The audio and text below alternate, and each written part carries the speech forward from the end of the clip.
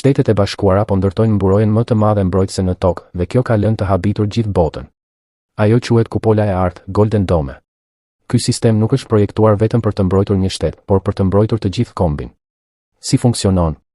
Së pari, Shtetet e Bashkuara do të lëshojnë satelitë të teknologjisë së lartë në orbitë.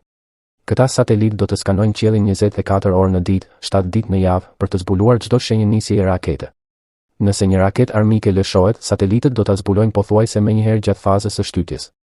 Në atë moment, inteligjenca artificiale do të llogarisë trajektoren e raketës në kohë reale. Më pas, lëshuesit interceptues nga toka dhe deti do të hapin zjarr menjëherë, me qëllim ta shkatërrojnë në ajër përpara se të afrohet.